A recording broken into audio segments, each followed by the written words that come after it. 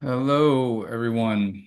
Okay, today we'll be discussing the churn prediction or forecasting project conducted by yours truly, Luis, on the data science team. So this was a long time coming, so thank you for your patience. We worked together with the analyst team and some of the business teams to put together the data for this study. So we'll dive right in to the analysis. I have some slides or more like a scrollable presentation available for you. And so we'll walk through a few things. Let me go ahead and share my screen now with you.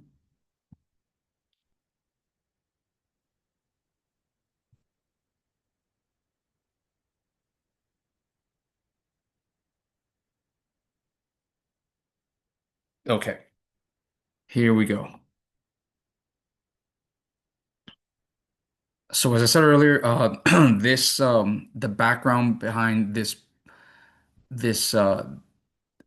project and its analysis was data sets coming out of the CRM system, where we aggregate and accumulate various data points on our telecom customers, as well as whether they ultimately churn or not, and their first date of churn relative to their date of sign up. Let's see. So for we'll get into why we took on this study or we'll revisit that and then go through the study as well. So on a high level, discussing like from a more business kind of perspective, again, the problem statement is whether we can predict churn with any kind of accuracy or reliability. So even though we are very sensitive to it and we track it, we yet to have rolled out any kind of model or insight into whether or not whether or not we can forecast it and perhaps like apply some of the stemming events to uh to save people from churning beforehand. So why is churn important? Churn is a part of our business and by and large is kind of unavoidable. It is one of those aspects of the business that are baked in, unavoidable. We're dealing with human beings here that are under the pressure and influence of many personal and macroeconomic things. And so for that reason, a rate of churn is always expected. And actually, I'll start. I'll stop sharing for now. Um, so it's largely expected. We track churn through KPIs. We compare our churn rates to those of our competitors. But why else do we care about churn, and why did we undertake this study? So understanding churn and getting ahead of churn and perhaps improving our churn rate can enhance our financial picture, which allows us to execute our corporate finance needs in a more affordable way. It maximizes the revenue for the company, extending the tenure of our customers, and then the customer lifetime value as well. Additionally, it reduces our marketing spend uh, on customers, as we would have less of a need to substitute churn customers for new ones or win them back. Both programs that can be quite expensive. So why did we take on this study? Um, uh, this with a reliable forecasting tool in hand, we can start to put into place some of the tools uh, that various business teams have levered to again protect us from churn and hold it back, and increase incrementally improve our churn numbers.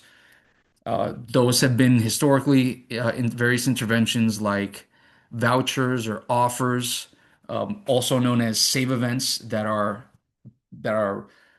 solicited or displayed to churning customers at the time of their their churn their churn intervention through our various own channels, marketing campaigns, the cost of marketing campaigns, perhaps improved targeted marketing campaigns, as well as the notion of suppressing communication and in some cases abstaining from disturbing kind of like sleeping dogs that we have. So those are customers that have been enrolled with us for a long time that may not be very active or may just have like one kind of like stable service. They can be perhaps more sensitive to communication, and and communication can trigger a churn event in those cases. So in some cases, we want to know whether or not we want to keep a low profile. So that those are various tools, and again, these are targeted towards voluntary and involuntary churn. So our data set here contains both. We were unable to distinguish between voluntary and involuntary, and so some of the recommendations will kind of be on a broad stroke. So from a data science perspective, what we're looking to do was develop a model that delivers high accuracy in predicting churn. We're considering this on our end a binary classification problem, and we have to decide between models that are suited to this problem, and then make the choice of for those that provide insight into which factors are most influential in predicting churn so that we can break it out and form KPIs and dashboard and contrast those against models that perhaps offer better performance or higher accuracy, however, less insights into the components and the elements of how those decisions and forecasts was made, thus kind of taking some of our business teams offline. So those are two things that we had to consider. Now, what do we mean when I mentioned accuracy, which is a very specific statistic. However, that was really like a placeholder for a broader term around model performance. And so model performance can be defined via several metrics. And so what we wanted to do was select for those metrics that coincide with the business plan and with the company goals. So these are metrics that are built around things like false positives and false negatives.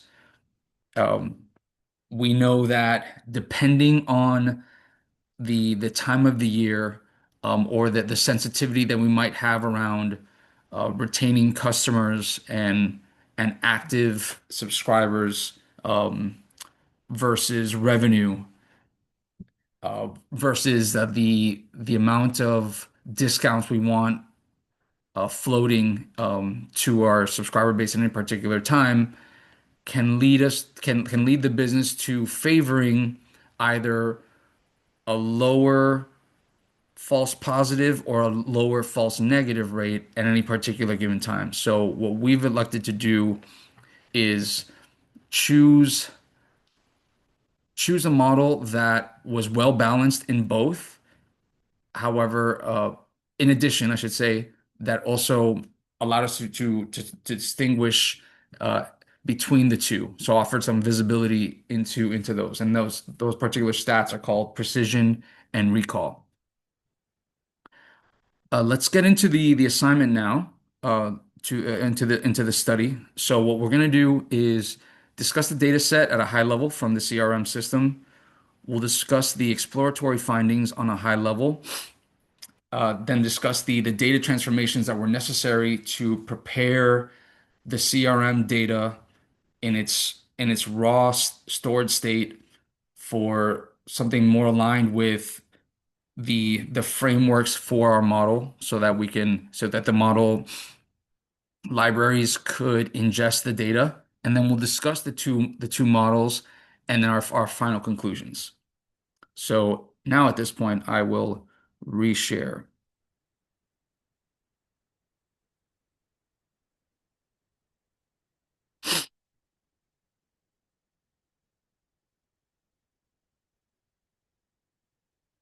Okay, I'm sharing the whole screen. Hold on a second. Let me reshare. Just want to focus on,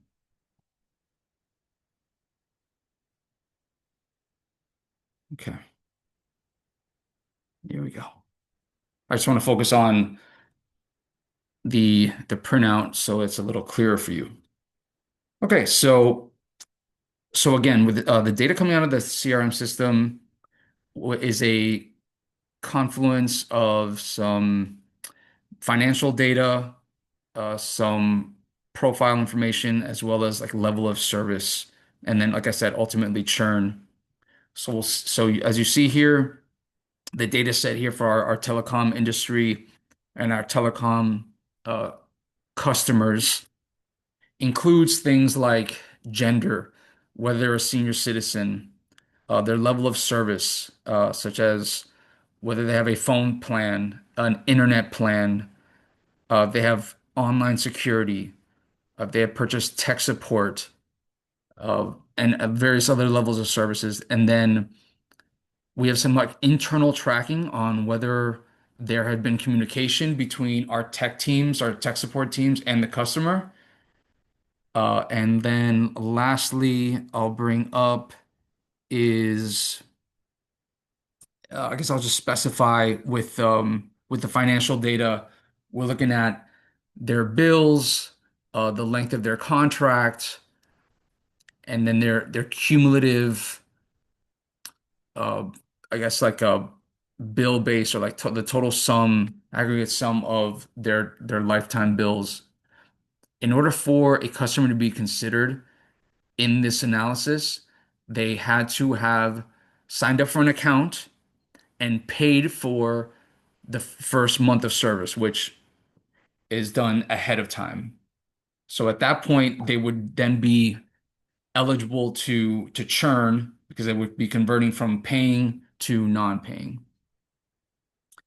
All right, so in the data set, we're taking a look here. It's quite clean. So that made our job a lot easier.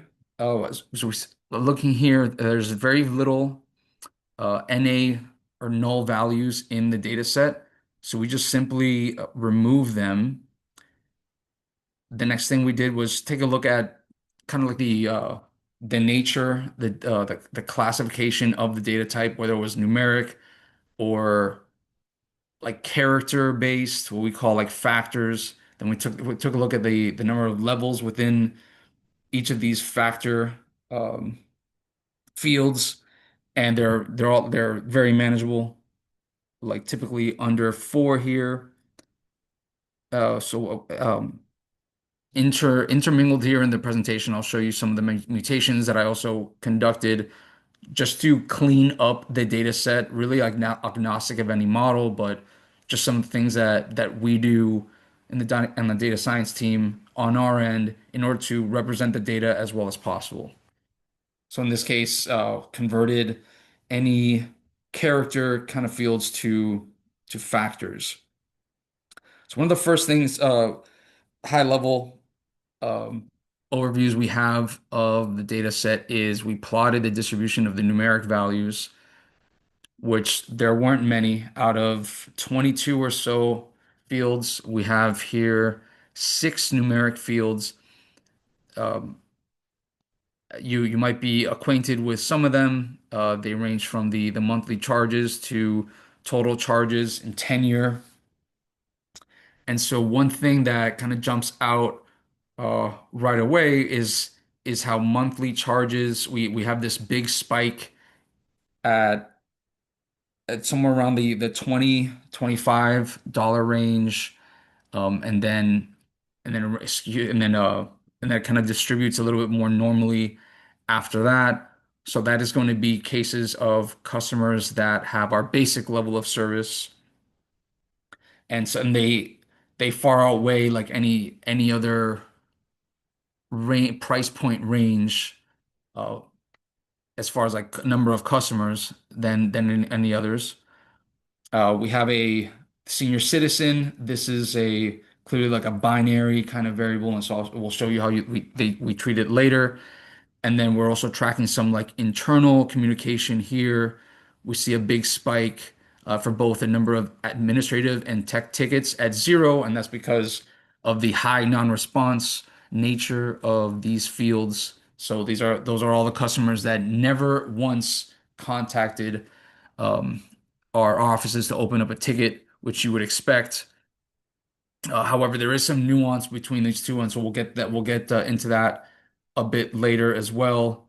And then we see the distribution of tenure. This is by number of months, and then total charges. So this is just a an accumulation or like aggregation of the the the monthly charges accumulated over a tenure.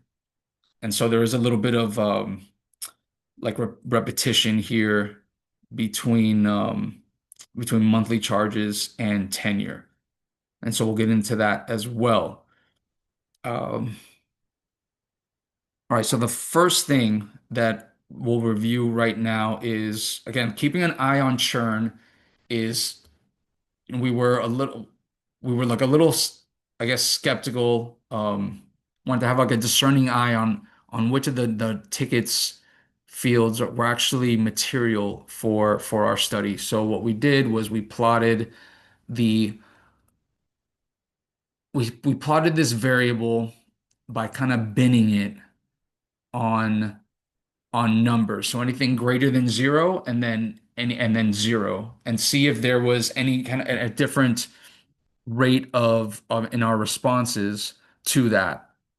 So in the number of admin tickets, you see here that they're actually both equivalent. So anything like for customers, sorry, the churn rate or the churn proportion on customers that never opened up an admin ticket was quite similar to those that had greater than zero. And so we actually elected to remove that field altogether, thinking that it probably wasn't very informative. And so we were going to err on the side of fewer variables than more. This, however, was a different story when it came to the number of tech tickets open. Here you can see that when there wasn't any tech tickets open, something like only 23% of those accounts had churned, whereas if there was greater than zero, that actually started to indicate that started to indicate a much higher proclivity to churn. So there's some value here. We in the data science team, we like to consider this kind of like a highly influential variable. This will this has implications around the variance of the response compared to predictions, and so we like to include variables like this. Took it a step further, and then this started to and in order to kind of arrive at how we were going to process this variable, is I then plotted um, a kind of like a binned perspective on the number of tech tickets to see if if there was consistent variance throughout these. And so that's what we're looking at here. And the again, like the height of the orange bar is the proportion of yes churn of positive churners. And we can see that they are by and large distinctive. And so what we elected to do was convert this numeric variable into a categorical. And so we included that in our model. And you can see the split of the frequency. So zero tech tickets open by far and away dominated, but there was around 1,000. So 1/7 of the tickets, or sorry, 1/7 of the customers had called, and we find that information to be very valuable. So we will have a greater we have a greater amount of information now on across these bins. Whittling down the data set, we then converted the senior citizen to a categorical variable, which I think was very much the intent. Next thing we did was conduct an outlier analysis on the numeric variables to to verify the number of spread and to verify the quality of those records. And we did that we accomplished that by conducting what's called like an outlier analysis by calculating the interquartile spread and adding and subtracting that to the 25 and 75th percentile respectively, and seeing if there's any values that fell outside of that. So those would be numbers that would be way off of the median number of for that data point. And we have none. So again, the data set was quite clean, and we here at the data science team very much appreciate that.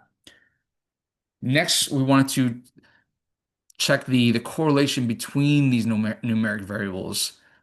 Again, with an eye to whittle down the number of variables as much as possible in order to make our model simpler and to make interpretation easier.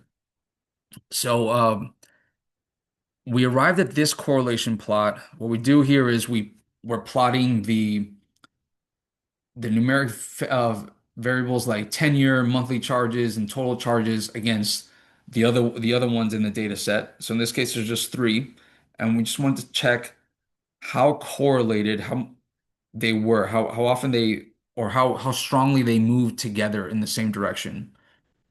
And to no surprise, tenure and total charges had the greatest correlation here. Looks like something around an 80% correlation. And as explained earlier, total charges is the the cumulative sum of monthly charges over tenure. And so we would expect tenure and total charges to co-move a great deal. This was not the case with tenure and monthly charges. It could have been, but it wasn't. And so what we elected to do was toss out total charges, having confidence that we would have enough information in the tenure and monthly charges field in order to capture that data. Um, the last thing to kind of confirm that hypothesis is we plotted tenure on total charges. And we do get this rather orderly linear plot. There is a good amount of variance here, which we suspect has to do with the monthly charges and the plan that's being subscribed to. So this kind of confirms what we were expecting, and so we confidently move forward. So let's get into the models now that we have identified kind of the fields that we want. Uh, we then process data or prepare data for the model as necessary. So one thing to call out right off the bat is there was what we call an imbalance in the records of with when in regards to churn. So what we're seeing is because churn is not an expected event at any given point in time. You know, it should be somewhat of a smaller like edge case for us, and so this is reflected on our cumulative data set where churning events or churned customers represent 26% of all of the records and non-churners 73%. And so we call that an imbalanced data set. And depending on the model and the nature of the problem, this could be this could be an issue or not. And so we take steps later on in order to address this imbalance and to get us at peak visibility um, into false positives and false negatives, and so and like the actual like power of the model. So that's a little tease of further to come. So the first model is random forest. Random forest is a bagging model that basically works to identify uh, fields or factors or variables as well as thresholds amongst them that can deliver the highest amount of homogeneity when it comes to labeling the record. So in our case, we're looking for those variables and again, like numeric values or um or like levels within the factors that when um when applied or as applied as a filter to the data set result in the greatest amount of like consistency in a churn or not churn. Because when we have greater amount of consistency, we are able to then to increase our accuracy and have like what's called like less impurities in the branched into the like the branched records after applying the filter.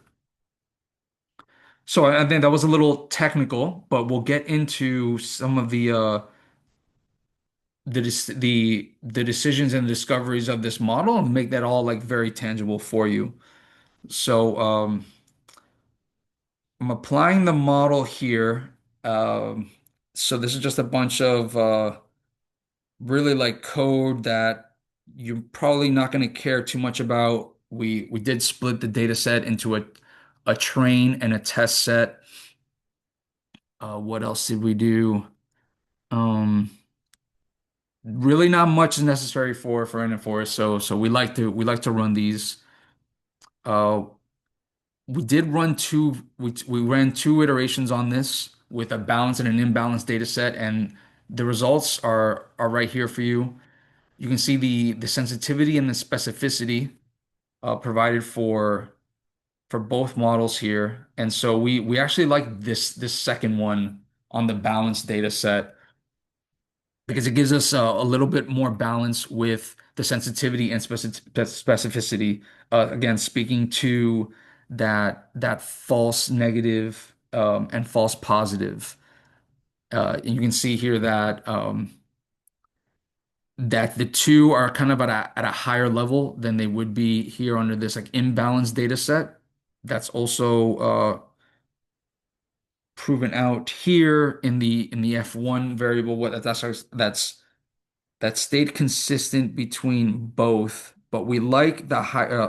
In addition, we like the higher recall.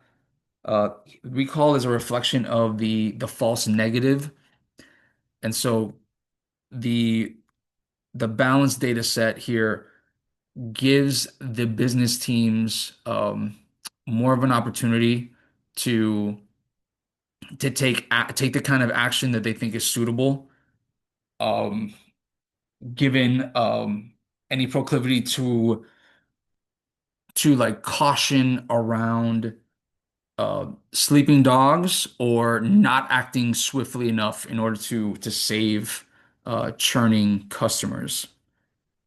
So I'll get into the rest of it a little bit later. Let me dive into the second model that we ran. That's a neural network. So what we did here was a quite basic feed forward back propagation model. This is like one of the earlier kind of like newer neural network technologies available. However, it was we chose it because it was simple to get off and required the least amount of tuning. And because the render forest model was so quick, we didn't want to like delay the delivery of the study. So we went with this back propagation model. This one did take more data preparation than the random forest, and that's all done here, where we're scaling. We are we are applying like a or converting the categorical variables to dummy variables, and we're taking great care to split the train and the test and the validation set and applying each of these mutations independently when it's called for or together when it's called for. And so that was a pretty good amount of work.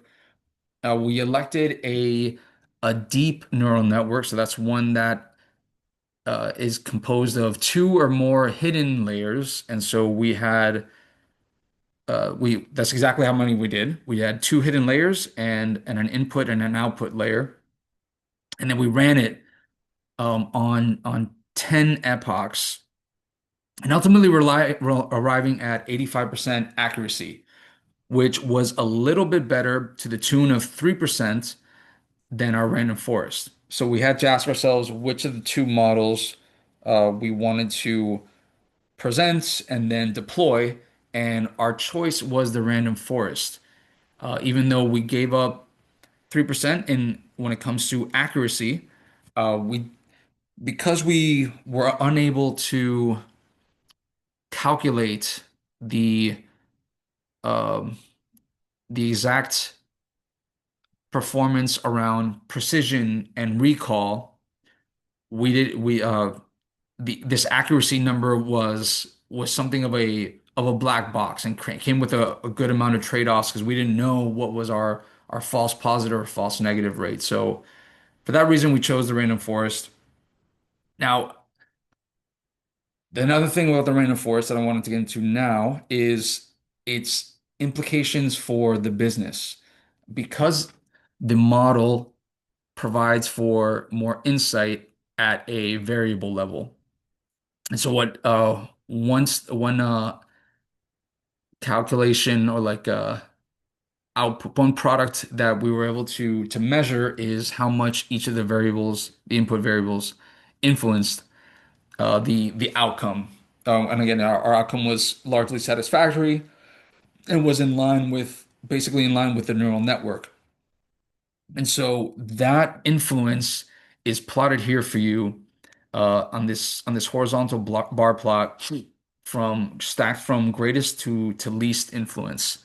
And some of these are kind of intuitive, so I just want to review them now. So that's tenure, the number of tickets, tech tickets open, the contract type or length, the monthly charges, as well as online security, and then it starts to dwindle down quite quickly. Um, so that's important for our business teams to know, so we can identify what are the behaviors, selections that we by a customer that we need to monitor. And we took it a step further now in order to make this a little bit more tangible for us around like what is it about tenure? Like where in the tenure, like where in the tickets, or where in the contract should we start to raise alarm bells or key in on around influencing customer behavior. And so what we did was we ran a single decision tree, which is what random forest is based on. It's an aggregation of many decision trees, albeit shallow.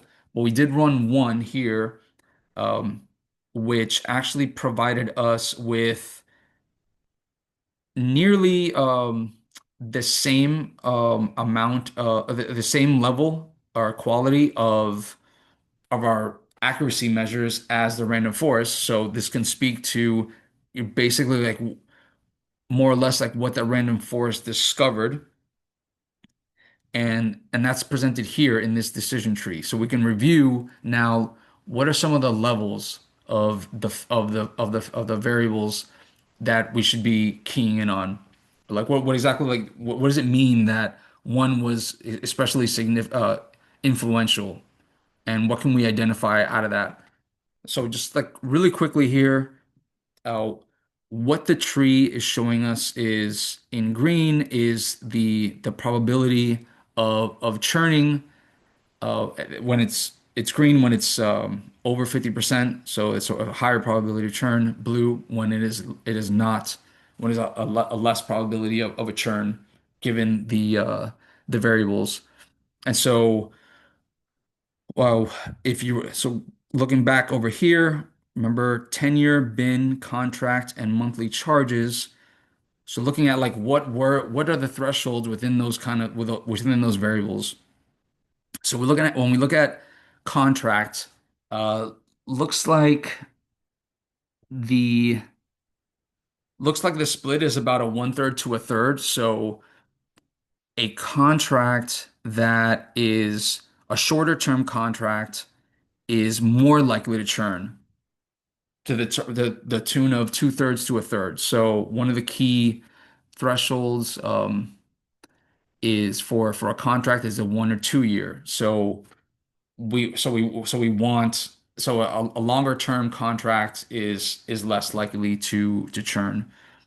When we look at number of tech tickets, if a tech ticket had been opened at all, it points to a higher proclivity to churn. I mean, to a great degree. I mean, granted, this is the way that a tree is going to work is the probability is going to accumulate here to this middle number. It is conditioned upon all of the branches above it, and so taking this with like a joint kind of probability of the contract being not being being less than 1 year and a tech ticket open would result in 94% chance of churn, so quite high. So that's kind of like how you read it. That's one pathway. Looking at um, tenure that is less than 18 months is less likely to churn. So that is one key metric there. So we're looking at 18 months as kind of a key figure, and at monthly charges, we're looking at $37.